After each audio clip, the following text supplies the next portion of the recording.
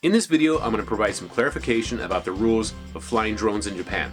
I'm also going to review an app that's really useful for drone pilots coming to Japan. In my previous video, I said that you need to notify local authorities every time you fly your drone.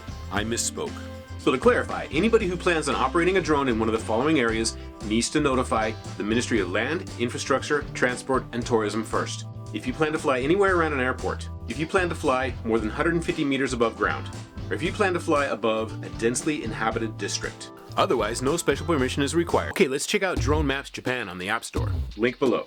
Now I do have both an iPhone and an Android, but I couldn't find a comparable app on the Google Play Store, so we're just going to go with the one on my iPhone. First, install the app. You can search by tapping your current location. Now I did this at a local coffee shop. You'll see that I'm in a heavily populated area, so I can't take off here.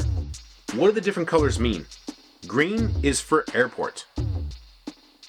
Red is a densely inhabited district. Yellow with a black frame line is an important facility. I'm guessing by the location that yellow is for military bases. Now hats off to those brave men and women who serve in the military from the bottom of my heart. Thank you. Now I can't speak for them, but my guess is that in today's climate, they will not be very understanding if you fly over their space. Note that yellow could also be a nuclear facility or some type of government office. What's the black for? Well, let's zoom in.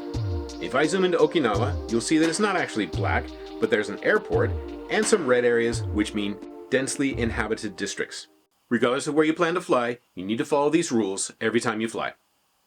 Number 1, do not operate your drone under the influence of alcohol or drugs. Number 2, always do a pre-flight check. Make sure your drone is safe and in good repair. Check the area around you. Look out for power lines, large groups of people, train tracks, freeways, and other hazards, including other drones. Number 3, avoid collisions with airplanes and other drones. Number 4, do not operate your drone in a careless or reckless manner.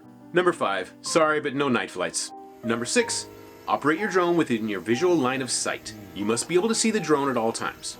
Number 7, make sure to keep your drone at least 30 meters away from objects on the ground or on the water. Number 8, do not operate your drone where large groups of people might gather. Number 9, you're not allowed to carry any hazardous materials. Number 10, do not drop any objects from your drone. A note about flying above private property. Even though you may be in the clear according to the map, you could be above private property. You'll need to get permission from the owner. Now a lot of people have asked me, I'm going to go to this specific area, can you tell me if I can fly there? Now I'm really reluctant to say yes or no, because I don't want to get anybody in trouble. Also, I want to avoid situations where somebody gets picked up by the police and says, oh, that guy on YouTube told me it's okay.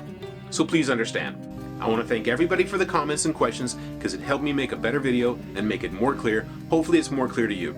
If you got some value from this video, make sure you hit the like button. Happy flying.